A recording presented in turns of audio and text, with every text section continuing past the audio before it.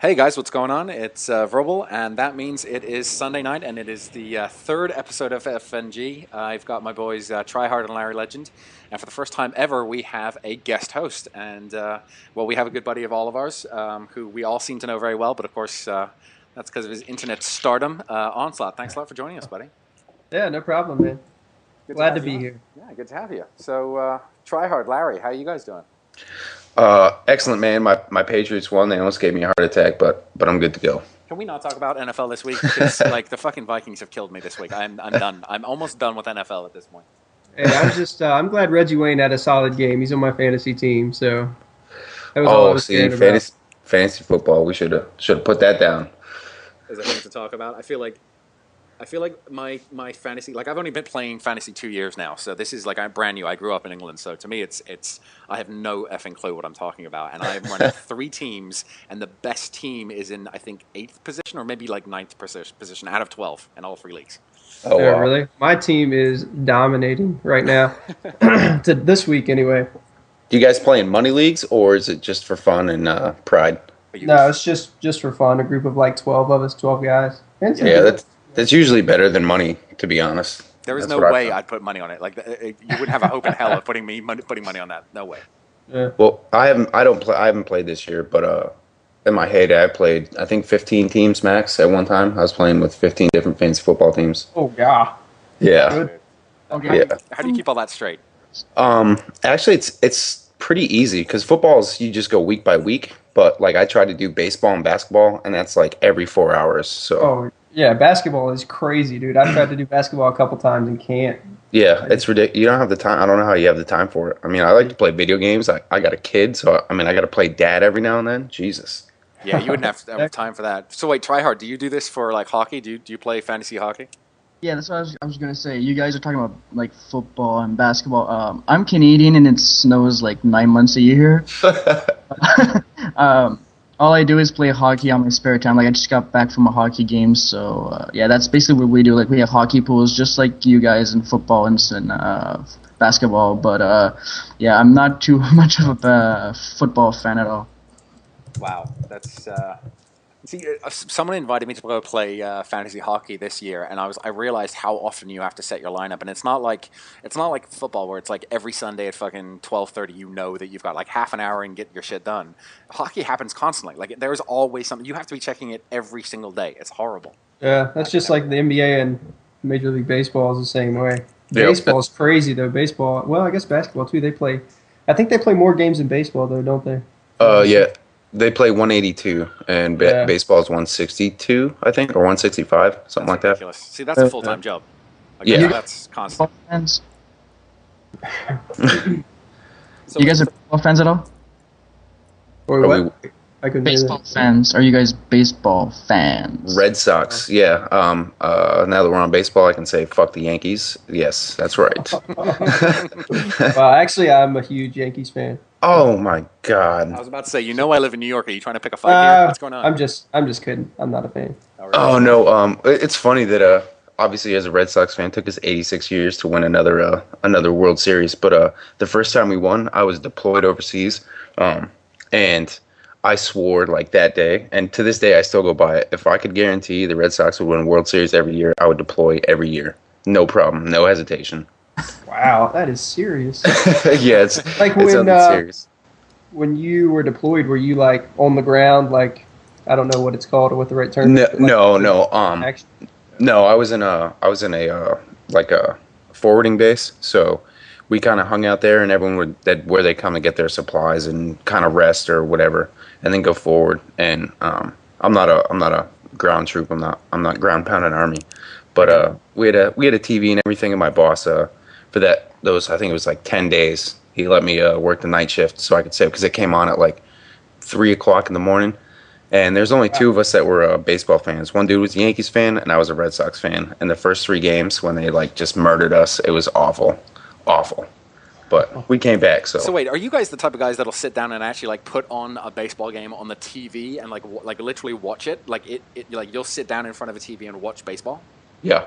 I'm not. I played baseball through high school, but I'm not. I can't sit down and watch. It sounds like you're the same way. I can't sit down and watch the game. It's just for me it's just too slow, and I have attention problems, so I can't. Yeah, I'm 100% with you. Like, for me, baseball is like cricket. Like, it is a fantastic game to have on in the background. Like, I have no interest in the game at all, unless you're playing it, of course. But for me, it's a barbecue, and it's friends, and it's beer. Like, that's amazing. Like, that's the best situation in the world. And then every once in a while, someone does something that you can clap at, which is great.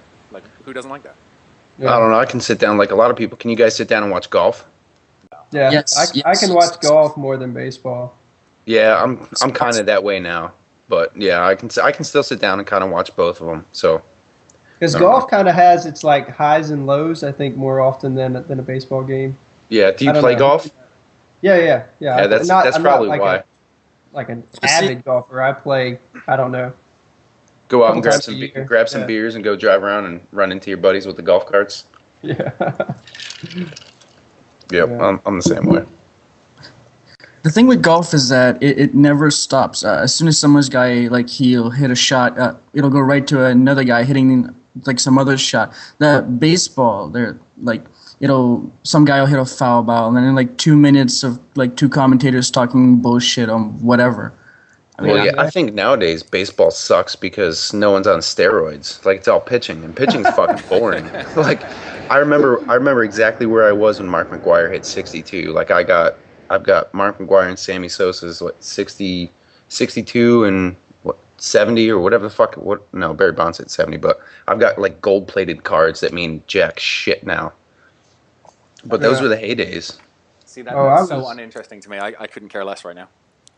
Talking about cards, dude, I was big into collecting like sports cards and stuff back in the day. That was probably like my first true hobby, I think. Yep. Was collecting like basketball cards and baseball cards and stuff like that. Yeah, mine was too. I remember I used to go try to find like cheap draft pick cards that were like $2 or $3, like rookie cards, in hopes they'd be great. Like, oh yeah, you know who Sean Bradley is? Yeah. The basketball player? Yes. God, the monster, dude. That dude was huge. He was like, what was he, like at least 7 foot? Yeah, he was 7'6". Yep. I grabbed his draft card. It was on sale in the mall for $3. I was like 10 years old. I was like, oh, this dude's so tall, he's gonna be a beast. I don't think he made it like 4 years in the league. I still have it though. You guys are hilarious. So, Mike, considering you're on our podcast, we had first of all, thanks for coming on, and we had a couple of questions for you guys. Well, kind of for everyone, because we don't want to make it to sort of interview you and put you on the spot. But Larry and I were looking through your old videos today, and the very first one is kind of interesting to us because it's very much of an introduction for you or about you to the internet and the YouTube community, and very much of it is sort of humble, and it's kind of like, if you guys like this, then I'll keep doing it, and I like this, and this is interesting and fun to me. So. Yeah. Fast forward 6 months or whatever, however long it's been. Like, clearly, it's still interesting for you, but I'm sure the reasons is interesting has kind of changed a bit. Can you talk us through a little bit of how it's? I don't know. And I've said this before in a couple different kind of videos out there, but I kind of got into the whole commentating scene because I ended up being around a lot of people that were already in the YouTube scene, and on top of that, I kind of got bored with Modern Warfare 2. Like, for me, Modern Warfare 2 was really easy, and it got boring. So I don't know, it was about 6 months after the game's release, and YouTube was another way at the time to kind of become more involved with the community and kind of interact with more gamers or like-minded people. So that's where it originally started. I really didn't think or have any expectations that I would really be where I am today as far as commentating in YouTube and the scene goes. And I mean, in all honesty, I'm not like that big. There are obviously a ton of other more popular guys out there, but it's nice getting on Xbox Live from time to time. People noticing me. Yeah, that must be good. Do you get recognized in lobbies pretty much constantly? Yeah, well, no, not constantly. Not like Woody. If I'm playing with Woody or Wings, even, they get recognized at least almost every game. And it's funny when they're both in a game. Wings will always tell they'll ask if that's the real unlimited UAV or if that's the real Wings, and he'll be like, no, but this is the real Woody's gamer tag. So you guys, kind of funny. So come to think of it, you didn't know who Woody was when you first started, right? Like, it was your brother that sort of was like, oh, Woody's a big deal. You should go check him out. And you were like, Woody, who? What? Yeah, had no idea. What was I doing? I was sitting at work one day talking to my brother, and my brother did this Modern Warfare 2 kind of poetry stuff or whatever, and he had Woody commented or came across his poetry somehow and commented on it, and Chris that's my brother, His gamer tag is 80 Moxie, so you may see him around in some games and stuff. But he's on my friends list. I've actually stalked your brother. Yeah, he's awesome. He's a lot better at Black Ops than he was at Modern Warfare 2. So, but he had this poetry channel, whatever. Woody commented on one of his poems, and he was so hyped and so excited, and he like texted me or sent me a message one day at work and was like, "Dude, Woody's gamer tag just commented on this poem," and I was like, "Okay, so what does that mean?" And he sent me a link to his channel, and I saw that, and I forget how many subscribers he had, like. I asked him about this recently. He had maybe 30,000 or something at the time, and he was. And that day I went and checked out his channel, and he had like I said, this was the time during Modern Warfare 2 where I was kind of getting bored with the game, and he had a video out looking to put together a game battles team. So I had a little competitive background in other games, and I responded to the video and ended up playing with them and playing with commentators and being more involved in this whole YouTube commentary scene. So, and I know that's not the the typical way commentators really get into this stuff. So yeah, it's kind of the other way around where they start off putting out 1,000 videos and slowly but surely gaining subs, and then suddenly it's like, oh, okay, you're someone that we kind of know, and hey, get to know other people, and the bigger they are, that they start talking to each other, and it turns into that snowball running down a hill type thing. But you kind of went in the other way around where you and Woody were kind of singing duets or serenading each other from word go type thing. Yeah, that was kind of the big break there, and I was really fortunate. I mean, a lot of things really fell into place as far as me becoming a YouTube commentator and having the amount of subscribers and followers that I have right now. So, I mean, that's definitely, nothing was really planned. It all just kind of happened. And, Woody starting the, I don't even know what it was called, but that back and forth little battle about free-for-alls and stuff, and I think that's what kind of kicked it off. So it's funny because we were looking at that. Sorry, Larry. One last thing. We were looking at that thing where I feel like both Larry and I were talking that your breaks definitely helped you, but at the same time it was the quality of the content. Like you were talking about how to help people in that video. You were talking about claymores and them being basically your second and third bodies watching your back, and how good a FAMAS was, and owning a certain area of whatever building you were in. And I think one of the things that I really like about our community as a whole is that there's a lot of people out there putting out really good content. I mean, there's a lot of people putting out bad content too, but to stay positive, there's a lot of hey, I'm here, dude. I'm here. All right. Jeez. There you go. There's Larry. How many subscribers have you got today, Larry? 150 something. And you put out fantastic videos. Every time I watch your video, like you're a must watch for me. And like Woody's gamer tag is a must watch, and you are. And I think that's what I like so much about our community, to be honest. I think you just like listen to my son talk about his daddy poning noobs. I think that's what it's all about for you. Your intro is fucking hilarious, dude. I love your intro. I got a quick question there, Ons1augh. How did you come up with your name or your gamer tag? Like, where did it come from? Because you seem like a pretty mellow dude. Like, I don't hear you, raging in your videos or anything. And your name's pretty badass. It's like you look at your gamer tag or you look at Dr. Disrespect and you think it's gonna be something, brutal. Every time you hear him, they're just gonna be like talking shit to 12-year-olds. But you're a pretty chill dude. So where'd it come from? No, I mean, it's the gamer tag. I honestly can't. I mean, I really don't know. But it came from back in the days when we used to LAN Halo 1, and we would have a ton of people, at my house. We'd have these huge parties, and all these people would come to my house to play Halo. And that's kind of, and I went through tons of different names. This was even before Xbox Live. And what Onslaught means is a violent attack, and I would always dominate in Halo 1, and the name just kind of stuck. And it has the numbers in it because the regular Onslaught word was already taken on Xbox Live. So, but I've had this account for like, I don't know, 6 years, maybe 7 years. So, and you never changed your gamer tag? Never changed it once. It's just stuck the entire way. That's crazy. That's cool though. I mean, I've gone through like, I don't know, 15, I think. Wow. Yeah. Really? Holy shit, dude. Yeah. Well, different takes on the same name, or just no, like they all had the same theme. Like I'm from Massachusetts, so it's always been like Boston. Like I think my first one was Beantown Original, and like it just kind of went off that, and then I just did a whole bunch of different crazy stuff. A couple times I got really hammered drunk and just wasted $8 and changed my gamer tag to something awful that I changed like the next day. So. Wow. So, Mr. TryHard? Yep. You got any questions for our little guest here before we move on? What about your game tags? Verbal, TryHard? I'm curious to know that stuff. What? Where'd your game tag come from? All right. Well, I was trying to find a gamer because my actual gamer tag is SebYP, which is French for Seb Stinks. And I love that. Seb is a friend of mine, and he was like hagging me to get an Xbox. I come from the PS3, and I actually got an Xbox, and all the stupid gamer tags were taken. So I just went with Seb Stinks, and that worked out. But Mr. I TryHard comes from everybody hating TryHards on YouTube. Like, if you're not 360 no scoping cross map, then you're like a TryHard. And I was like, dude, that's what I do. I'm a TryHard. I hate loot. I play to win, and I use the FAMAS, and I use the M16 back in Modern Warfare 2. So I mean, wait, TryHard, didn't we talk about this on our first Dualcom? I feel like we did. Yeah, I think we went over that. Because I remember thinking, like, I don't understand that concept. Like, in my entire life, of people like that being something derogatory. Oh, you're such a tryhard.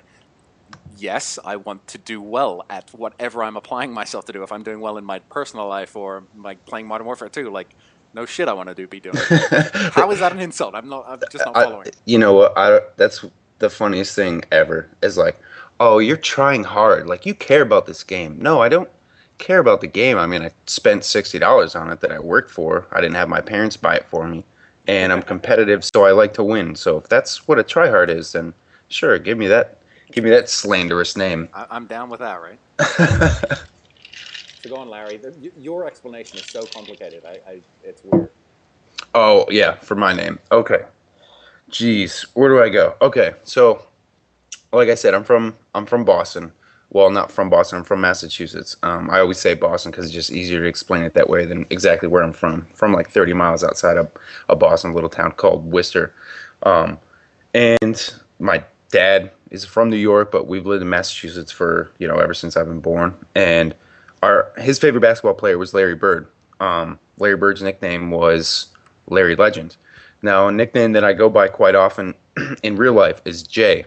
It's Legend. And my dad used to call me Jay Bird, and I tried to think up some way that I could mix that up with the gamer tag, but it always came out gay. Like, it was just, there's no way. Like, every time I jump in a lobby, it's gonna be awful. I'm just gonna be talking trash to people the whole time, trying to defend myself. So I was like, what am I gonna do here? So that's where I just came up with Larry Legend, which is Larry Bird's, nickname. Hey, so you think this is the last gamer tag for you? Yeah, I'm not going to change it. The one I had before this was actually my son's name, and I like that a lot, which is Aiden. And I had it all like spaced out with the double I's for the I and everything. And my wife, she didn't like it. She's like, I don't want all these, weirdos on Xbox Live knowing our son's name. And I'm like, okay, so here we go. I'm a whole bunch of weirdos on this podcast know my son's name like it's any better. But yeah, so this is what it's going to be. It's not changing. Awesome. And mine's actually pretty simple. One of my best friends at university kind of realized that I never, ever shut up, and Verbal was a pretty good nickname for me. Also, that film had just come out, Usual Suspects, so Verbal Kint kind of, tied in there a little bit. Gotcha. And the number reference? Because don't you have a number? Okay, so I basically tried to get Verbal as the AOL email address, 98, I think. So Jesus Christ, 12 years ago, and apparently it was already taken at that point in time. So Verbal or AOL just suggested 1781, and I was like, sure, why not? And we'll take it. You can't get Verbal on anything nowadays. Try Verbal at Gmail, even when it first came out, or on Xbox or anything. So Verbal. I'm gonna Google it and see what happens, like with the auto correction, like to see what the auto names that come up. That could be pretty funny. You're right there with CNNers, though. He has an Xbox Live generated name. Yeah, so. That's true. Yeah, he does. That's generated CNanners? Yep. Yeah. The nickname for banana and something else, I forget now. It's a seal or something. I don't know if it's any. I think it's just some words that Xbox Live put together. I don't know if there's any. No, it's an actual mammal or something. Look on his channel. He says it out. It's funny. I put verbal in Google, and I got verbal irony, verbal abuse, and verbal judo. So that's pretty awesome. Okay, so I got a fairly decent question here for everyone, and this isn't based at Onslaught. which one of us would do best at surviving in the wilderness, and why? What makes you good at surviving in the wilderness? Like you've got nothing with you. You're out in the middle of the forest, and that's what you've got. Maybe you're from a plane crashing or something like that, but you've got to survive in the wilderness. Who's going to do the best job? Haha, I win. I've been trained for it. Bullshit, buddy. I've got this one down, buddy. I'll win. I'll get that 8 kill streak. I'll find my way home. Blackbird up in the air. Blackbird will be flying high, leave me right home. Oh, I like it. All right. So without any kill streaks from COD, Onslaught, Mike. I don't know how well I would do. I don't know how well the Cub Scout stuff that from when I was 5 years old would really transfer to actual stuff I could use in the wilderness. I'm not. I mean, I enjoy being active and things like that, but I've never really gone out and just camped in the woods. So I honestly can't say. I mean, I think I would fare fine, but because I have a pretty decent sense of direction, I would think. But other than that, I don't know. I don't know. I'd probably get my ass ate. You know what? I think I do pretty good too. I think it depends on the wilderness. Like if I'm lost in fucking Alaska, I'm fucked. So that's it. I'm just gonna sit next to a tree and try to keep warm for a couple hours before I freeze to death. But you throw me out somewhere where it's not too temperate, I think I might do all right. Might do okay. Well, hold on. I feel like TryHard's got a fairly decent go at this because I mean he's Canadian and Canadian people are wildernessy. I think. Do they have buildings in Canada? Canada? Yeah, exactly. No, I would be terrible in the wilderness. I hate the cold. I hate all the snow and the trees and all that stuff. I'm like technology guy. I like sitting at home. I fucking hate where I live. No, I mean the only reason I like winter is for hockey. That's it. Like being outdoor. I've went camping maybe once or twice, like tops, and it wasn't like those RVs. That was yeah. That was basically all it was. So it was like luxury camping. I'm not a huge fan of tents and sleeping bags, and it's not my thing. Sorry. See, I'm sorry. I've got you guys wiped off. Like I grew up in England. I'm half Swedish and half American. We spent probably 5 to 6 weeks every summer living basically in the ass back end, hillbilly country of Sweden. So, so you literally lived in the ass of Sweden. You win. It's probably the most beautiful country. Like it's the if anyone's ever been to Sweden, it's the best part of Sweden. It's right in the middle. It's all the countryside. It's where they make the Dala Hest, which is the sort of traditional little horse thing. But it's like we had a summer cabin up there where we didn't have running water. We had a cabin that was 1 bedroom, and you would have to walk outside. Like there was a door to the outside onto the deck, and then another door to get into the kitchen. And like in the middle of the winter, that's not so much fun. So I've camped more times than I can possibly imagine. I mean, out in the wilderness where you keep a bell on you because there's wolves and there's bears, and they'll be scared of the bell. Oh wow! Yeah. So, have you guys ever caught and gutted and eaten a fish out in the wilderness and barbecued it over an open fire? You ever eaten every part of a rabbit before that you've caught? Damn. Okay, you got me. You guys should have like a show on the Discovery Channel. Yeah, it's one of the training. It wouldn't be a camp, but it's not even like a class. It's like a 2-week session that not everyone in the military goes through, but certain people do. And one of the tests that you have to go through is they basically have like wild rabbits that they catch, that the instructors catch, and then they let them go, and then you have to try to catch it. All you have is a knife, and you got to create a fire. You got to do all that stuff, and you got to eat everything: rabbits' eyeballs, rabbits, fucking everything. It's disgusting, but you got to do it. It's the only food that you're gonna get. So. Wow. Well, that was just lovely. Thanks for that, Larry.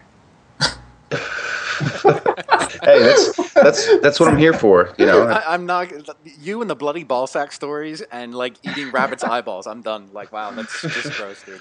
You got to do what you got to do, man. You have to eat. Like I hadn't eaten for 36 hours at that point, almost 48 hours, I think. I don't know. I didn't have a clock or a watch or anything, but you got to do what you got to do. Okay, so I want to bring up a completely different topic because that's weird now.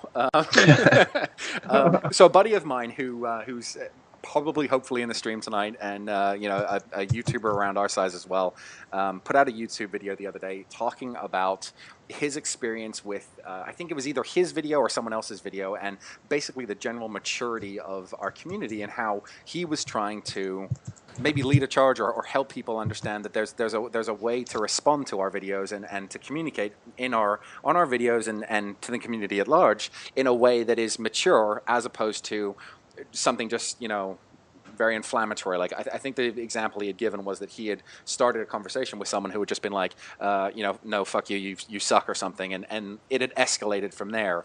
And I remember one of the points of his videos was saying, like, how, like, I'm 29 years old, married with kids, how are his kids on the way? How did I get this conversation to here? And like, I need to be more tolerant, and the other person obviously needs to be way more tolerant of how we put what we say on YouTube videos and how we respond to people. So I kind of, you know, bring that up as a topic and let us all. I don't know. I think it's funny that you bring that up, because I actually posted something on the Huppet member section about that, and not really about the YouTube community, but about YouTube commentators and what you should and should not do. And then I think Onslaught and Woody kind of answered that kind of in their dual com, not specifically, but you know, just kind of be who you are, be a good person, and you know, don't worry about all the schmucks out there that are just hating for no reason, like, you know, whatever that dude was on Machinima that threw out that awful video, or whatever he commentated on, you know, Woody's kid or whatever, which is disgusting. I don't want to get into that, but I just think it's, you know, it's up to you, just be yourself, and I think you'll end up being all right in the end. So yeah, you really have to be careful. I don't know, because I'm a different, you know, I'm at a different level, I guess, in the YouTube scene than you guys. When you get to a point where you're larger, you really don't have to do anything. All you do is you post. If somebody was to say something on a video, and it's actually really cool to watch this happen, you post one response to them, you bump that response to the top of your video, and then you let your subscribers take care of them. And it is amazing how they'll, like, attack. I know it sounds bad, but they will attack anybody that says anything derogatory or anything that's off base. It's but I just try to limit myself in how I respond to, you know, negative comments. And I honestly don't get a lot of that. I know there are other commentators out there that have, you know, kind of built their channel on that, and that's cool. You know, that's the way they are. It's the way they carry themselves, and they're fine with that. And I'm not really somebody to tell somebody else that's right or that's wrong. So, but me personally, I just, you know, I may respond once and leave it at that. It's interesting you say that, because I totally agree that you're from a sort of a unique perspective here, and you know, I'd be interested to hear, you know, Wings and Kyle and Woody talk about the same concept and how that feels with them. But I actually had my own mini moment of that, where I had my first troll. I think it was about 4, maybe 5 weeks ago, and I forget what the kid said completely. I just remember all of my subscribers jumped on him, and whatever his comment was, like, you know, this video's fake, or you're gay, or whatever it had been, and it was just clearly trolling. There was like 5 responses to that kid saying, you know, go troll somewhere else, leave Verbal alone. We love Verbal. I was like, that's awesome. I love that. That is awesome. That was really great. Can I have I want to troll. Anyone want to troll me? I'm just saying. They will come. They will come. No, I'm just kidding. I'm just kidding. No, they will. You better be prepared. Story. With you guys know the Berserk hamster, right? Sindo23. No, I don't. No. All right. Well, he's got a decent sized YouTube channel. He has like, I don't know, maybe 7,000 subs. I'm not too sure. And one of my videos was up on his channel. He was actually commentating some of my gameplay. And there was this one troll who said, "Oh, this guy's a camper," or whatever. And I responded to him because I'm a hothead. You know, I'm like, you know, wear my emotions on my sleeves. And if somebody gets to me, I'll like, you know, tell him off or whatever. And like he said, "Oh, whatever, you're a camper." And I just basically told him off. And he sent me a message. He was like, don't feed the trolls. You know, if you just respond to it, it'll just get worse. You know what I mean? At like the level that I'm at, it's probably better not to. Well, maybe the levels Mike's at. He has like an army of 15-year-olds willing to, you know, jump in at any minute there, but not for us. You know what I mean? Yep. Yeah. Definitely. So we had another question that I kind of wanted to bring up, which is another completely random and weird one. But do you guys have any scars? And if you have scars, what's your weirdest and coolest scar, and what's the story behind it? Scars? I don't have many scars. I have one small scar above one eye from when I fell when I was smaller on some steps. Oh shoot! I have a nasty scar on my knee. How old was I? Maybe 7 or 8 years old, and when I was young, like I thought I was some type of like monkey. I used to climb and crawl on everything, and there was this huge magnolia tree in front of my grandmother's yard, and I would just climb up in that thing all the time, and I would be, I don't know, 20, 25 feet up in the air, just in this tree, you know, just loving it. And one day I thought it would be smart. I don't know if I thought it was a bird instead of a monkey, but I jumped out of the tree from about 20 feet in the air. And you guys know what property stakes look like? They're usually like iron, and they look pretty much like a big nail. You know, they have like a big head on them. And I jumped off, and as soon as I hit the ground, like I kind of rolled, and my knee went right onto that property stake and just ripped into, like, I didn't break anything, but I just tore a huge chunk of skin just out of my knee. So I have kind of like a crescent-shaped scar on my left knee where no hair has ever grown. So it looks kind of funny, but ouch, it's kind of crazy. Yeah. All right, so I got my own story, guys. I'm a trucker right now. My dad owns a pallet company, wood pallets. Yep. You're a trucker? I'm like a cross-country trucker? You don't want to see him in a rest stop, that's all I'm saying. That's awesome. Just don't get this stereotype of like a 300-pound trucker. I'm like 5'7", I weigh like 175, but I thought about being a trucker once. Oh yeah, it's really fun actually. The views. Yeah.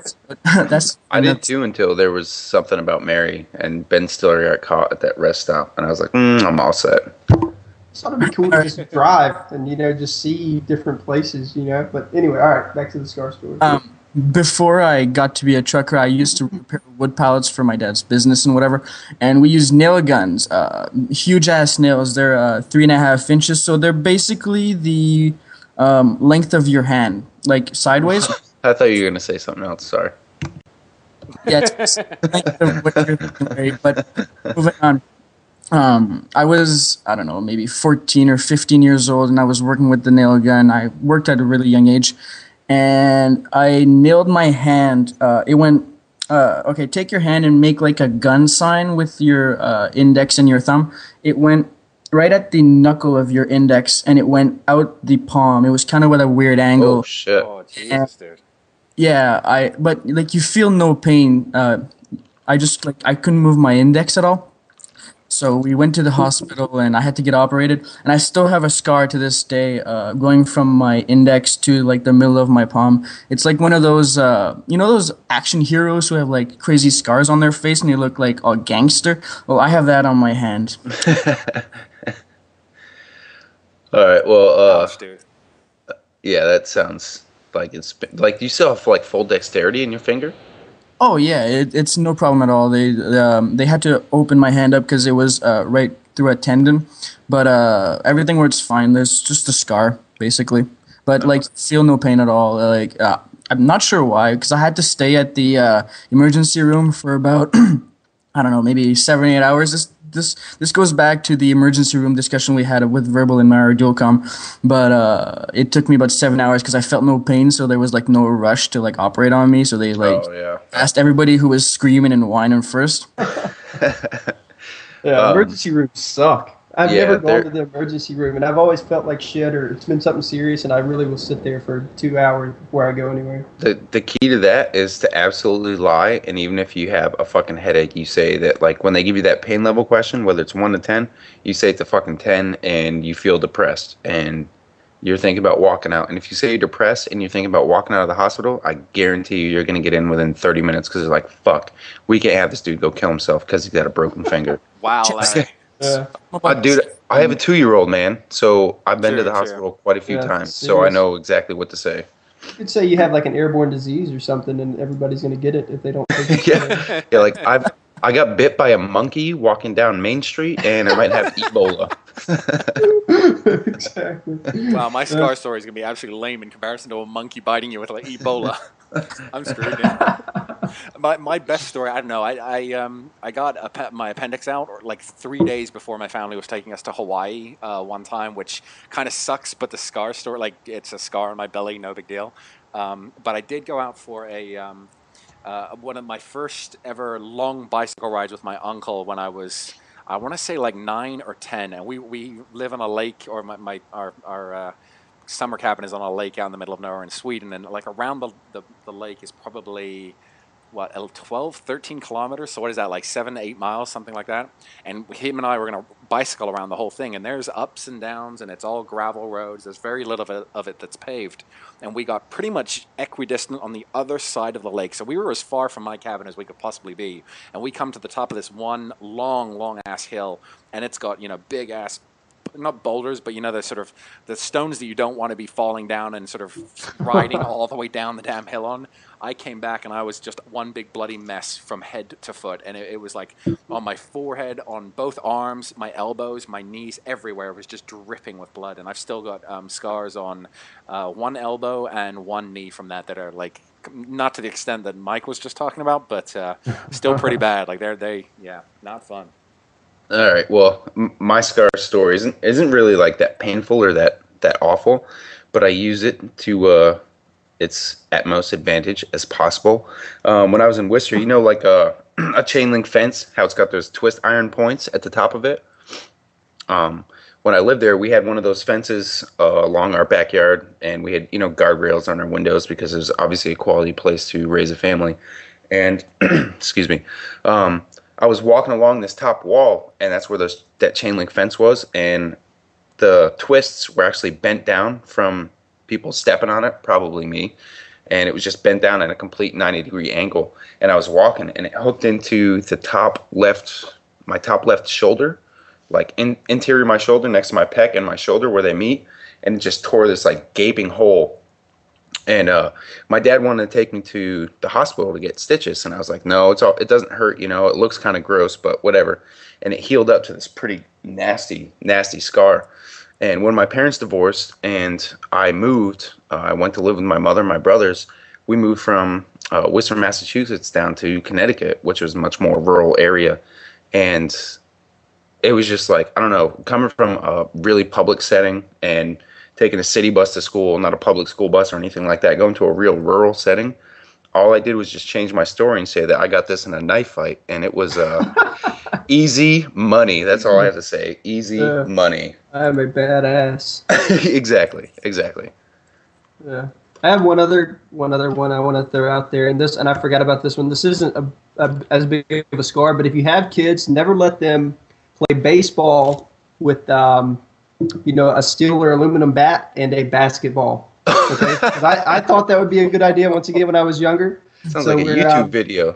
Oh, yeah. I was the first one up to the plate. I'm rocking and rolling. You know, I'm ready to go. The basketball is pitched, and you guys know what happens. Just crank on the basketball, bat right back in the forehead. So don't let your kids do that. Ouch, dude. Yeah, that's like. It's funny, the stuff that you do as kids, like myself. I think I'm obviously the only one here that has a kid, and I watch what my son does like every day, and I'm like, what are you doing, dude? No, don't spin in circles in the living room with pointy furniture everywhere, like corners and shit everywhere. Oh, it's ridiculous just watching. We've gone to the hospital, I think. We didn't go to the hospital at all for injuries for, I don't know, maybe his first like 18 months, because we're like, you try not to be a hover parent where you're just like over them all the time. And we were like that the first 18 months, and then we're like, all right, well, he's got to grow up, and he's got to get boo-boos, and he's got to man up and stop crying about stuff. Well, within 2 weeks, we went to the emergency room like 6 times. And so now we're back to hover parents, just to prevent that. Yeah, I remember one time my dad tells me this story all the time whenever I'm trying to think I'm cool, and he's like, yeah, but there was that one time I was cooking dinner with him, and you know the hot plate, the ones that, you know, like not a burner, but the metal gets hot. And Yep. That was really fascinating to me because it was glowing red. Like, that was interesting. I think I was like 3. and I went to go put my hand down on it, and I'm like, you know, in the action of putting my hand down it, and my dad grabs my hand, and he's like, no, no, like hot, not good. And he's saying it like we spoke Swedish at the time, like I speak Swedish to my mom all the time, so you know he's saying it in both English and Swedish to me, like, kid, don't do this.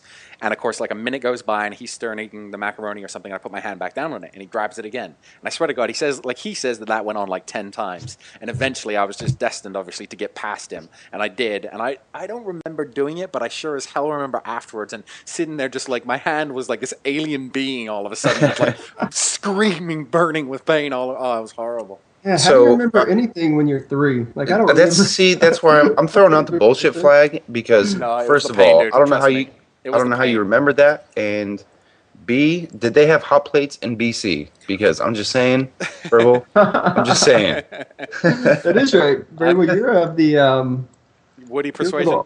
A little older. The Woody persuasion. I get chips from these guys all the time. Yeah, I'm not quite as old as Woody, but I'm over 30. Well, who is? True, Jesus. True. Yeah. The numbers on his gamer tag are his date of birth, by the way. I thought that. I was hoping that was the actual answer. Hey, I'm just about to turn 230 next year, so it's all good. Hey, I'll tell you what, I've played video games with you, and you got some pretty quick reflexes for a 230-year-old. That's all I'm saying. All right. Yeah, us vampires have to do that. You might want to slow down on the Viagra. It gives you heart problems. No shit, right? So wait, talking about Black Ops. This has been quite a week for us in our first-person shooter, like what we do for fun. Do you guys want to talk about the patch and how we feel about it and what we think and blah blah blah? Yeah. I guess I'll say when I first heard about the patch and the possibility, capability, ability to sound whore, I was pretty pumped because I thought it was going to be like Modern Warfare 2, and it's not. And I actually don't mind it at all. I think it's enough that you can tell if someone's behind you 3 steps. So yeah, for us that have, headphones, Turtle Beaches, Astros, whatever, we kind of, I don't want to say we wasted our money because you don't really need them as much in this game, but it still helps a little bit. It definitely helps with callouts if you're playing on a map like Summit, where it's almost all metal. So you can kind of hear footsteps and try to direct your teammates to where that location is or whatever. And I think it kind of balances the game out. I think Treyarch's done an awesome job of balancing the game out for everyone, people that can afford headphones and people that can't. Yeah, I honestly don't think they did enough to it for it to even affect the way I've been playing. I mean, this is obviously a lot different game than Modern Warfare 2. In Modern Warfare 2, it was so easy to kill people that having that slight audible advantage was key. It was kind of critical. In this game, somebody can put a shot or 2 into you, and you can still have time to maneuver and get away from their fire. So I find myself, on top of you not being able to hear people as often, I've kind of adjusted, and I've had to learn this. I can honestly say I'm not at this point as good at this game as I am in Modern Warfare 2. I think I'm maybe like a two kill death player at the moment, but I've had to kind of adapt to not relying so much on my headphones as I did in Modern Warfare 2 because that was obviously huge. So, and I still don't think they've bumped it up enough for me to go back to being able to play the way that I played Modern Warfare 2. Am I the only one who thinks that they got it right with this patch with the noise thing? Because back in Modern Warfare 2, we were all running Ninja by default. If you weren't running Ninja, you were kind of like behind the party right there. But now, like, you can run Hacker, you can run, what else is there in the third perk there? Second Chance, Hacker. Yeah. I think you're right, dude. I think that's kind of what they did by balance is they allowed you to be able to use that third perk. It didn't have to rely on Ninja. You have to use, look at Demo, Tactical Mask. If you're using Nova Gas, you put that Tactical Mask on, it's fucking pimp. Like, you just toss the shit, you Scavenger Tactical Mask, Scavenger Pro Tactical Mask, and then you just toss, Nova Gas on the bomb plant. It worked for us earlier today, TryHard. It was awesome. Oh, yeah, we were at today. We had a full party running Nova Gas. You want to plant A, like 6 Nova Gases on A, you're good. It's that easy, man. Yeah. now you actually have the option of running Ninja or running something else. But before you had to run Ninja because of like all the sound hoarding thing. I'm kind of glad that they kind of put that on an equal basis now. No perk is a mandatory perk, so that's what I like. Yeah, I definitely agree with you. And I don't think I said this when I was talking about it, but I mean, I like it. I like this game is harder, or it's more challenging for me. And I like the fact, like you said, that people with headphones don't have that great of an advantage as they did in Modern Warfare 2. You know, it kind of puts everybody on a more even playing field, and that's the reason that a lot of commentators are kind of struggling transitioning into this game. So I mean, I'm all for it. I mean, you have to evolve just like everything else. How do you guys feel about the speed of the game? Because I'm listening to what you guys are talking about, and I mean, I definitely agree. To me, this game is clicking so much more than Modern Warfare 2 did. And to me, I don't have Mike's background of competitive gaming by any means. So like I kind of did what probably 100,000 other people did, and you got onto YouTube and did a search for how to get good at Modern Warfare 2, and I was struggling at a less than positive KD to begin with, and probably played it that way for like 3 months, and then started to get better and better. And now I'm watching my KD, like I'm much better. I'm like I forget now, which I mean it sucks obviously in comparison to most people, but for me I see progression. So like I think I'm holding down like a 155 KD right now, and I see that up from a 1.09 2 months ago, and life is really good. Like my kill death, and here's another thing as well, the statistics that they keep, my kill death in the last week is over a 2. It's a 2.12, and I find that like seeing that progression is, I mean, that's awesome to me, and I'm loving the change. I think what kind of comforts me is I'm rocking a 1.3 KD, and that's because of multiple games on Nuketown. TryHard, asshole, who always votes for it, just so he can hear me bitch and moan, because I don't know if it's just too much going on in that map or what, but I really don't do well on that map at all. And every time I run with a full party in TryHard, he votes for the map just to hear me bitch and moan and watch me go double negative. But I like the stats that they have, and it's kind of comforting because you can go and look at your captures, your bomb plants, and all that stuff. And I look at that, and as long as I'm like top 5 on my friends list, and bomb plants, capture points, whatever, then I'm doing good. I'm doing my part. I don't want to say camp, but sit back and slay, because that's really not my role. Even if I try to, I wouldn't be as good as the people that are on my friends list. So that's my role, and I'm comfortable with that. If I had zero capture points, 0 bomb plants, 0 nothing, and I was rocking a 1.3 KD, then yeah, I'd have problems with it. But overall, I think the game's almost perfect, and I think that's why there's so much, I don't want to say negativity, but so much complaining about the knifing and the spawn points. Spawn points got fixed a little bit. The knife sucks. Like the knife sucks. Oh. Yeah, the knifing is not. I don't know. I'm kind of with Larry on this one. There is really not that much there's nothing other than the spawn points, and they began addressing that, but the spawn system kind of works a lot differently than it did in Modern Warfare 2. But this is this is really close to COD 4 in my opinion. I think Call of Duty 4 was the perfect Modern Warfare or perfect Call of Duty game, and I think this is really close. It's right there with it. So you won't see me complaining about a lot in videos. Just that's not my nature, and and I don't think I've said this out publicly, but I really don't think Treyarch doesn't owe us anything. All these people are complaining about the game, acting like Treyarch owes us this perfect game. But at the end of the day, Treyarch is in this to make money. Okay, that's their end goal. Of course, they want to keep their customer base happy, but I don't expect anything from them. If they happen to do something that I enjoy, that's great. That's just going to make me, like them more and look forward to more products that they put out. But I really don't expect anything from them. Yeah, I'm not a COD 4 player at all. I think I played more COD 4 in the last month than I ever did online when it came out. Because I'm originally a Gears of War player. That's all I played. And then tried going over to Call of Duty, and it's completely different. I don't even know how to explain it. Like Gears of War is a completely different game than Halo or Call of Duty. And I tried that, sucked at it, went back to Gears of War real quick, and then kind of transferred over to Call of Duty with Modern Warfare. And I think this game is so close to perfection. I think that's why people nitpick at little things. I think there's little things Treyarch could do. The RC cars, I think the kill streaks need to be upped. more than knifing. Like, I'd rather deal with knifing, panic knifing, because it's going to happen. Then a full team of guys rush in Yes. RC cars at you because they're running hardline Yeah. and they're getting it every 2 kills. Yep, exactly. If you're playing demo or headquarters and all it takes is 2 kills with hardline to get an RC car and you're running hardened, I mean, that fucking thing blows up, you know, Call of Duty 50 feet away and I fucking die. That pisses me off more than panic knifing.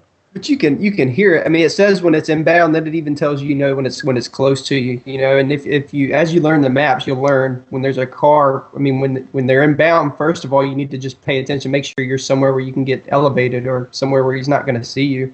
I think you have a valid point there, but at the same time, like the hit marker on those fucking RC cars is so small. Yeah, the blast. Oh yeah, to shoot them down, unless you're host. I mean, good luck. Yeah, it's so hard. It's so hard to do it. And I think that's. I mean, who knows? Who knows what they change and do anything? But if they don't change anything for the next year until the next Call of Duty comes out, then I'll be fine. Because panic knifing to me, if they panic knife you and you see them coming, then you should have shot them. It's something you can live with. It's my fault. Definitely. One thing about the KD that you guys were talking about, like if you guys are like thinking that your KD is bad or anything, just wait till Christmas. It'll be all of like the guys are gonna get Black Ops for Christmas. They're all gonna jump on Christmas Day. It's gonna be fun. It's gonna be epic. Trust me.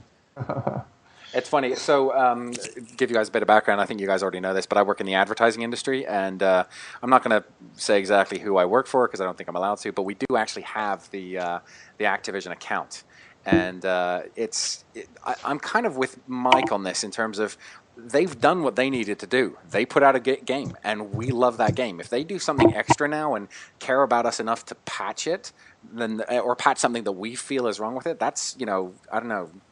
A cherry on top of the ice cream. Yeah, it's a bonus. It's an extra. I mean, really, what it comes down to is, like Mike was saying, these guys are making money, and this is how they make their money. And realistically, our community. I mean, how many copies of Modern Warfare 2 sold? Like over 20 million, I think it was, across all platforms and all PC and everything else. So what do we represent? How many subscribers does CNowners have now? Like 320,000, 350,000?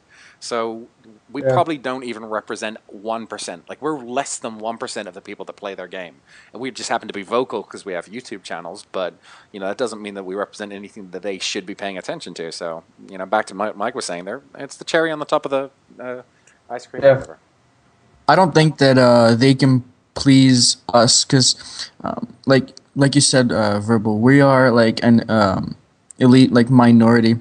They're gonna go please the noob tubers. Like all of my friends, like all my real life friends who aren't on YouTube, they use noob tubes and they love it, man. So like those are the guys that Treyarch and Infinity Ward are out to go please. Well, not Infinity Ward, but Activision. That like they want to please them. We're gonna buy the game, no way. Like there's no way we're not gonna buy the game.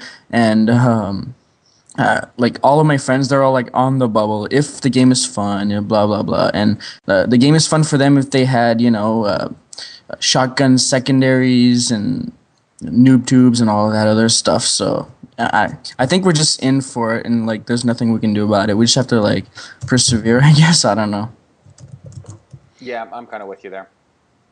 All right, so Mike, every week what we've been trying to do is start up this series called Ons1augh7, and basically we'll tell a story. And we're actually going to get TryHard in on this as well, so that moving forward from now, it's one even. I won the first story and Larry won the second story, or the other way around. Vice versa. Yeah, but no one liked my bloody ball sex story. I was just trying to fucking help people out, man. Just trying to help people out. I've caught your first 2 episodes. I like this portion. So yeah, Mr. TryHard, you're gonna have to step your game up to get on the board, buddy. Okay, so we're gonna say that we're 0-0 here, level playing field with our first guest, and we'll start from there to make it safe and easy for TryHard to get in the game. So TryHard and Legend, who wants to go first? I'm fine to go first too, but up to you guys. It's up to you. I don't care. All right, I'll go. All right. I'll go. Why not? Why not? I obviously ended awful last time, so let's see if I can start off a little better. Okay, so good. if you guys have, I don't know if you guys seen any of my videos, but I met my wife at like a summer camp, not like a campground where people go and play with flutes illegitimately, just like a normal campground where families go and have fires and do all that good stuff. The adults go get drunk, and the kids get left alone. Well, this one particular day, I was, I don't know, 14, 15 at the time, and all the adults went out drinking, and some of the kids decided to play. So we ended up going into this like little back. It's kind of like used to be like a little clubhouse for like little kids, little boys to play Army or GI Joe or whatever they wanted to play, and it had a closed door. So we actually went in there, pulled the closed door, and it was me and 3 girls. Oh, And like yeah. It's gonna go someplace. Don't worry. It's gonna start well, but how it ends, not so good for my forehead. So we get in there, and we start, trying to figure out what to play. And we're playing. I don't know if you guys know what pitch is, but we tried to play pitch, and that didn't go well because the girls are just retarded. We tried playing poker again. The girls were retarded. That didn't go well. So we went to strip poker, which really you need no rules for. Because basically just a pair wins, and that's all you need to know.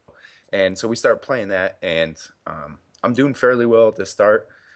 And then I start getting cocky, and there's a couple girls in their bra and panties, but they have like blankets. They pull the blankets up over them and stuff like that. And we're all the same age. And I fall down full house, and right as they're about to drop the necessary garments, the door flies open, and it's my dad.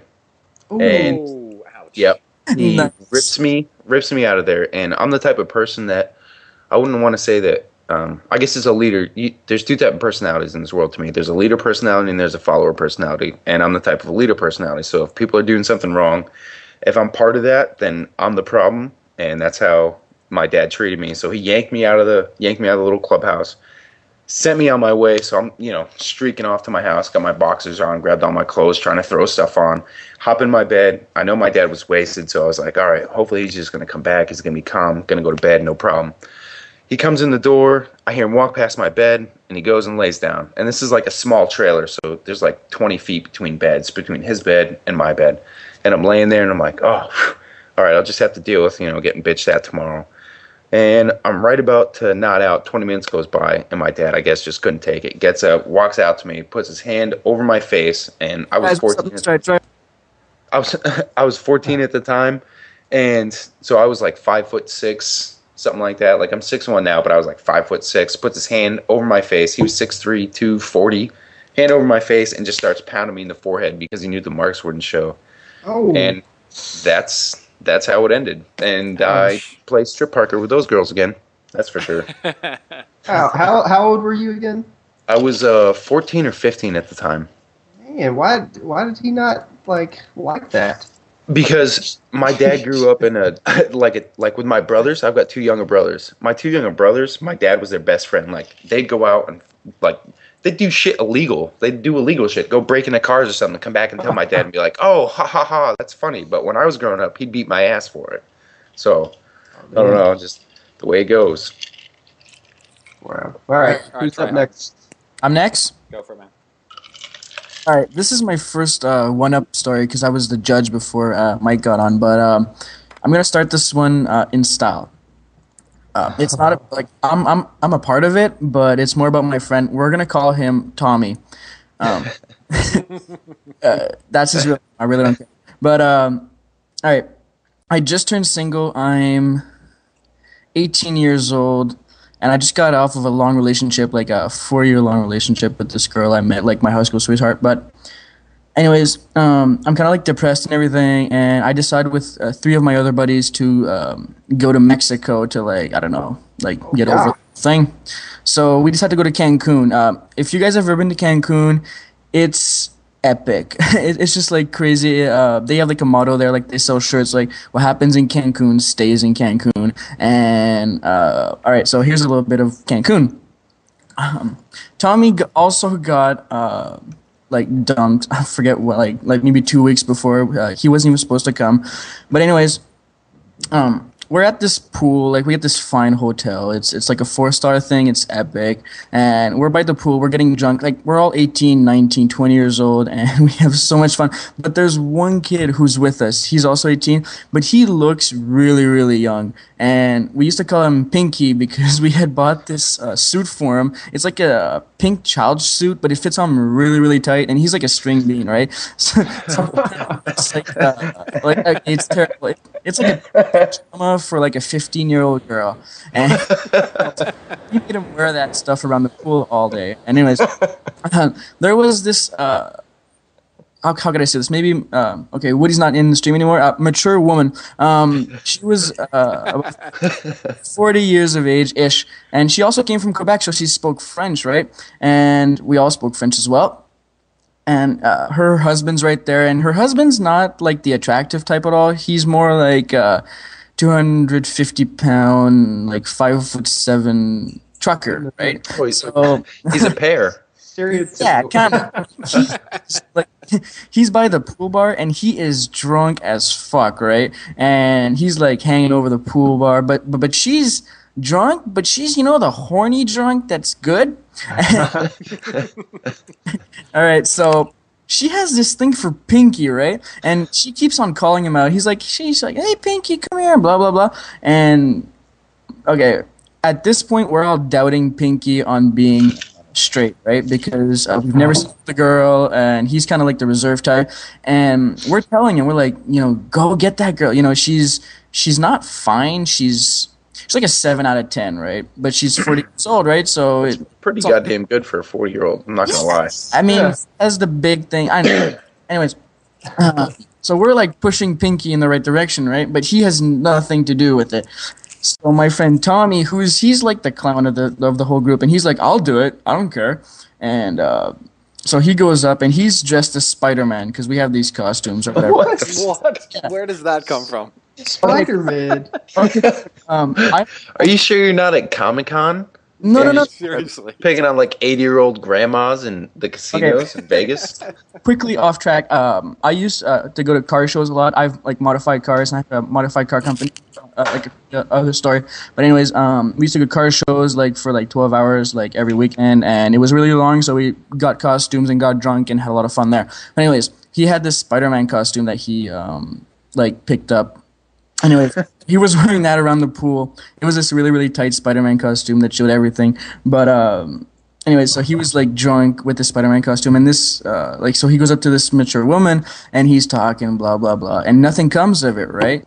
So we go to the room, and we're like all getting ready for supper or whatever, and the phone rings. I answer it, and it's this lady. She says, "Spider-Man, please." No way. So Spider-Man's in the shower. I'm like, just hold on a second. I go up to him, and he's like, I don't want nothing to do with her. Hang up the phone. So I hang up the phone, right? But we get him, and we talk him into it, right? We got to do it. You got it. And he's like, no. I'm like, fuck it, man. Come on. Here's a condom. You got to do it. He's like, okay, fine. So she calls back, and she's drunk. She's like, Spider-Man, please. And I'm like, hold on. So I give him Tommy, right? And he's like, okay, I'll be down in a minute. But thing is, we have an ocean view in our apartment, like a room or whatever. And he brings her out to the beach. And they're like bushes. He takes her in there. And he starts getting it on, right? So we're 2 level up, and we're looking down into the bush, and the bushes are moving, and we can hear some weird, freaky noises. What we decide to do, me and my other buddies, is to send Pinky down. So Pinky's still dressed in pink, and he goes to the beach, and he's looking into the bushes and whatever. But there's a security guard who comes in, and little do we know that they closed the beach at around 9 o'clock or whatever, and it was past that. So Pinky gets kicked off the beach, but this Mexican guy who is like the security guard, he sees the bushes moving and all this stuff, right? So he gets into the bushes, and we lose him. Like, I'm up in the window staring at the bushes, right? We lose him, Tommy comes out. He's buttoning his pants up and he's running up the stairs, and the bushes keep moving, right? So, so basically, what happened was the Mexican guy came in and started doing the lady as well, and we had like a lot of fun in that too. Oh my god, Dude, she was totally up for it too. It was epic. I mean, I had so much fun watching that stuff. Honestly, That was Hold good. on, hold on. So your buddy tag teamed with a Mexican lands crewman, and she just finished it off. yeah, he was dressed in because like all the people from the lobby, like they're all dressed the same way, like all the Mexicans and stuff. And it was like he was wearing like the jungle hats, they're like hard hats, but What? Oh my god, that's awesome. funny. Like I'm not even lying, guys. It was like I have a bunch of stories from that trip, but that was one of the better ones. That's awesome. Oh shit, I'm screwed now, aren't I? That was good. You lost some points though for the length of it. I was about to say it was very long. I feel like I can win this. That was a really good story though. This is mine for the taking with a short, good story. So I was traveling around Southeast Asia with a few buddies of mine. We had taken, I think it was like either 6 or 9 month trip, and we were 3 months into this trip, and it was like backpacking and traveling around, and we were in a little beach resort near. Oh shit, where were we? We were somewhere in Thailand. Oh god, I forget where it is now, but it doesn't matter. Point is, we were at sort of like one of those beach resorts, and we'd all gone in together, and we'd paid for one room for one night. Some of the guys that subscribe to my channel might already know this story, but it's still a good one, so I think we might go for it. So we get to this resort, we all pull our money in, and we've got a bed. We've got one room and one bed, and it's kind of like, well, whoever gets laid gets the bed. And then whoever, the 3 guys that don't get laid, get the left side of the bed, the right side of the bed, and then the foot of the bed, and you don't actually sleep in the bed, you just sleep, next to the bed and deal with it type thing. But we got to be in this resort by pulling our money together, and the resort was kind of like, young 20s, out traveling, getting drunk, whatever, just going for it type thing. So about halfway through the night, my buddy turns to me, and there is this fat chick after him, and I mean, like, not like orca fat, but I mean, she was like, you'd have to roll her. Did he need flour to find the wet spot? I mean, that's fat. Oh, Dude, that's disgusting. Dude, you'd have to slap her and ride the wave in. Like, it was. Oh, yeah, that's huge. It wasn't that bad, but it was epic. Like, it was a story to be told later on. And I turned to him like halfway through the night, and I'm like, look, we're out for 9 months. No one's got laid yet. And look at us. And I mean, 3 months, we looked grisly. Like, it wasn't like we were out sort of, shaving every day and making us look nice. Like, we had ratty hair and ratty beards and ratty clothes. It was just not a good, concept. So I turned to him and I'm like, look, this will be a great fucking story. Like, think about this, 3 years from now when you're in a bar telling about how, the first time anyone got laid, it was because you stepped up to the plate. And you were like, I've got to get laid for the team. I'm taking one for the team here, and I'm going to go out and fuck the fat chick for the team. Oh. And I'm like trying to convince him of this, and he's looking at me. He's pretty damn drunk at this point. And he's looking at me, he's like, I don't know, man. That doesn't sound very good to me. Like, it sounds like, I don't know, this seems a bit weird to me. So we wake up in the morning, and I'm at the very foot of the bed, and he disappeared halfway through the night. So I kind of wake up, and I look over to him, and I'm like, yo, Ben, did you fuck that fat chick? And without skipping a beat, she speaks up and says, yeah, I'm still here. Oh, damn. Oh. She was actually really good about it. Like, she knew, and like she didn't take offense at all. And I was fucking mortified. I'm like, oh my god, oh my god, oh my god. That's funny. She knew she was a fatty, and she's like, yep, I'm still here. Yep, thanks. It went over well, and she was like kind of nice. We went for like sort of a late brunch and had drinks with her afterwards, and she was actually kind of a really cool chick. But that was. Oh god! To the point, I figured. That's crazy. All right. All right, Mike. So I think even though TryHard's was epically long and I lost interest at some points, seeing someone in a Spider-Man spandex costume, I think has to. That's going to take the cake. So I'm going to give it a TryHard this week. Wow. So and Nice. Not to mention everything that followed, but I mean I'm just laughing right now picturing Marvel comic characters running around a pool. I have some pictures, dude. Oh my god, we totally need to see those. I'd love to see see them. I would love to see That's them. fucking hilarious. So, all right, TryHard. I feel like you stepped up to the plate in a big way. You did. Larry and I need to step up our game next week. Hey, I'll try to make him shorter next time. I'm sorry. You're killing me. You're killing me. Long stories and you still win. That was Yeah, I pretty know. good. What the fuck? Yeah, seriously. Rigged. It's rigged. Were those two talking beforehand or something, Larry? What the hell's going on, buddy? Yeah, I know, right? Mike, I'll send you the money. All right. Hey, talking about next week, we're like an hour and 10 minutes in, and I feel like we should let our audience know who we're having on next week. What do you guys think? Sounds good to me. Mike, have we Let told us you? know. No. Have we told you? I don't think we told you. TryHard? No. Yep. Who wants to say it? It's someone musical. Shucks you. Is that a good hint? That's a good hint. Shucks you. Oh, freaking shucks you. Mike, do you know who it is yet? Yeah, it's I forget his name, but it's the guy that does Woody's musical. TryHard Yeah, Ninja. TryHardNinja. I thought that was it, but then I thought at the same time that didn't sound right. Yeah, it's because of the whole Mr. TryHard and Yeah, TryHard exactly. Ninja. We're screwed Yeah, next I week. guess that's what threw me off. I think we're just gonna have to call him Igor. Like it'll have to be. That's Igor. awesome. That's cool. Like, Hope who's it's gonna good.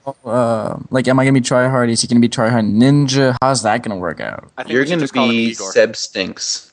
Seb Six. All right, I'm down with that. I don't mind. No, his name's Igor. So why don't we'll go with Igor? I think that's easy.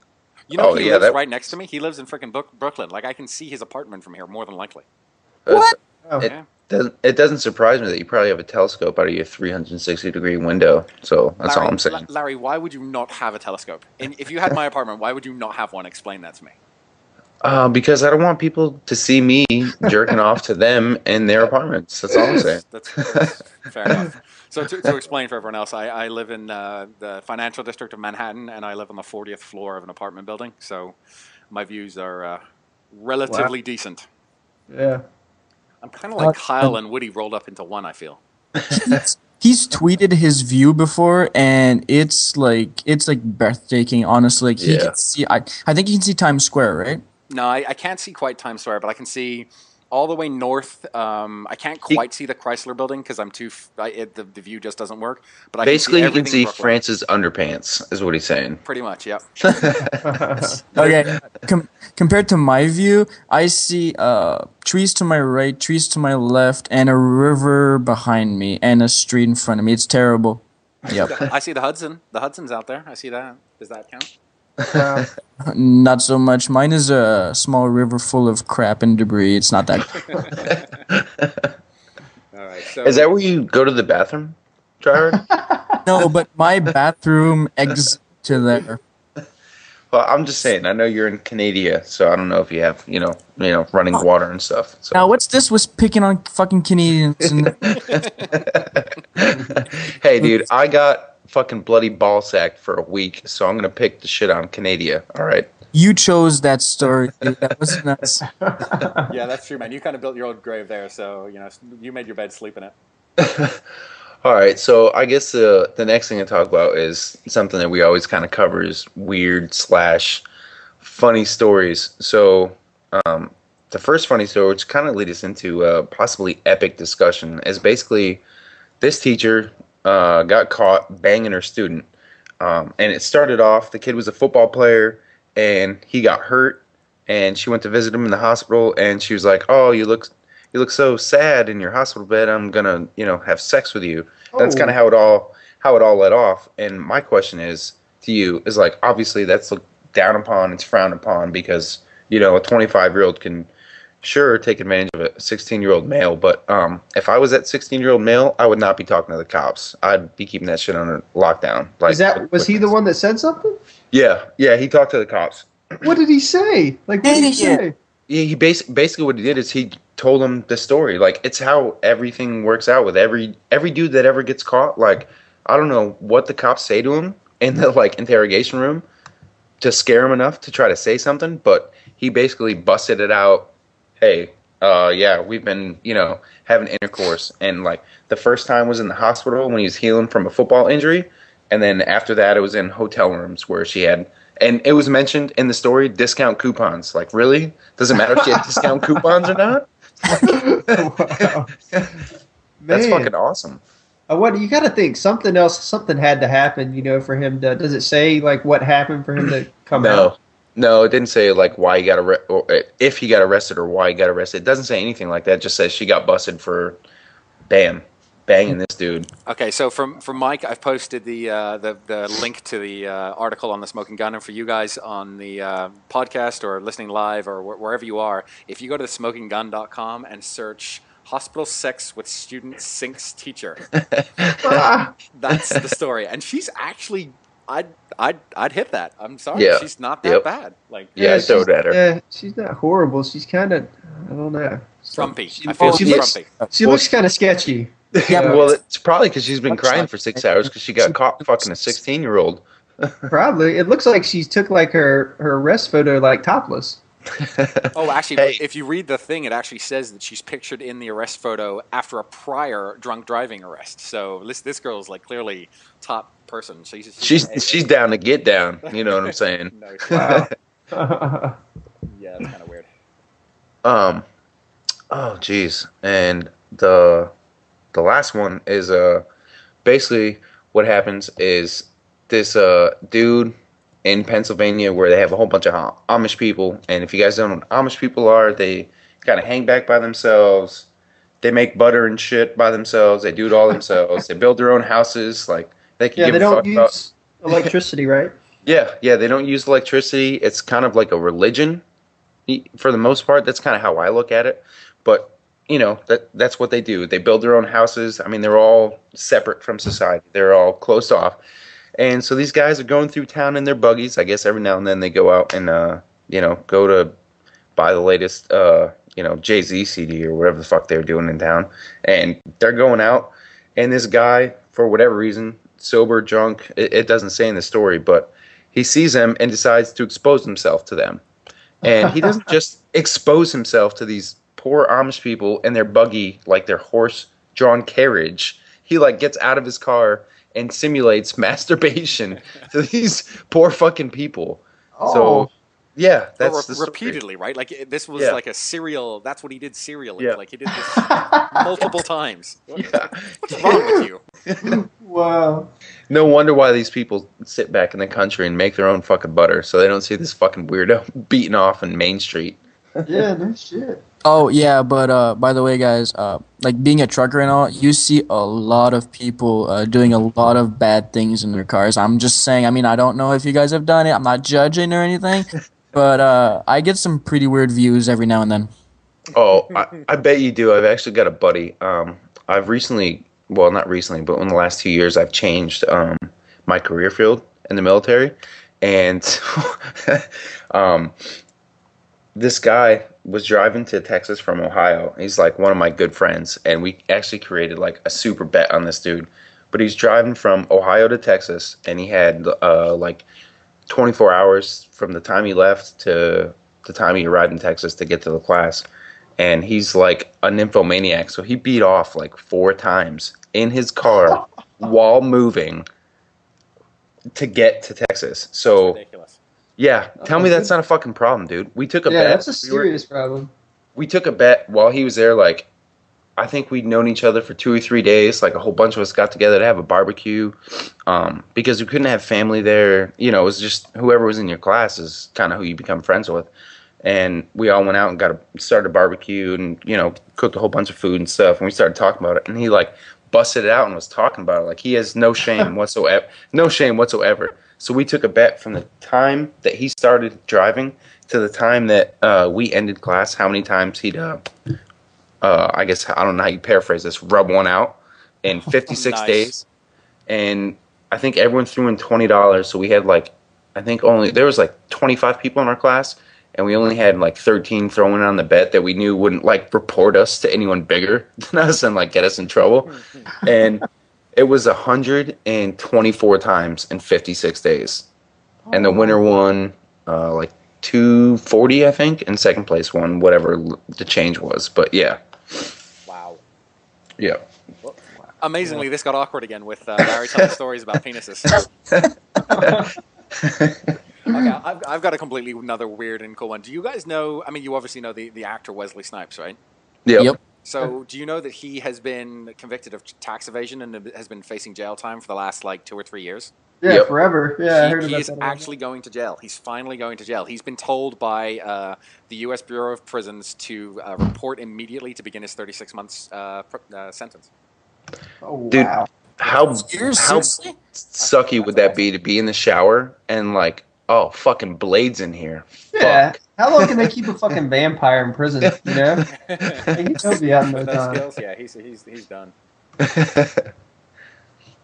Yeah, that's a trip, dude. That's a trip. See, like, that's what gets me, dude. Is like these people have so much money, and what the fuck did they do with it? Really? Oh man, Nick Cage is such a good example of that. What the hell is Yeah. wrong with that guy? Yep. It's He retarded. well, Hey, supposedly what he got happened to him? fucked by his manager for like $50 million.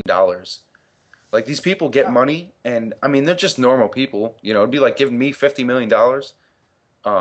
At my age, yeah, I'm gonna put shit away and not trust it to someone. But these people just give their accounts and all their information to one person and trust them with it, and they just piss it away. See, I don't know about that because I've heard the other side of that story where it's saying that he goes out and buys, ridiculous works of art worth, hundreds of thousands of dollars or millions of dollars, and he buys houses and he buys all sorts of shit. And I'm like, you're kind of getting, like, you just have no responsibility or impulse control. Like, if I got $50 million, I'm kind of like, I feel like we're all at the age where we're at least part of our thought process would be, I need to put something away. Like, something needs to go into savings, right? Yeah, definitely. So, I don't know. I have very little sympathy for people like that get fame and fortune and all the rest of it and can't deal with it. Like, screw you. Oh, wait. yeah, I'm not feeling bad for him. That's for sure. Yeah, no shit. Like it's a huge responsibility to be like a Wesley Snipes or whatever, to have like a lot of money. Like especially some people are like not born into it, right? Like they've earned it through like hard work or whatever. And I mean, like not everybody's made to be rich. I don't know. Yeah, I mean, you could just go ahead and you can apply that to pro sports. I mean, that's a perfect example. I mean, look what these dudes. Look what these dudes do. What's that? That guy for the Jets, Antonio Cromartie. He's a cornerback for the New York Jets. He's got 13 kids. In an interview, he couldn't even name all his fucking children, and he's trying to pay child support. You know, so I mean, what are you gonna do?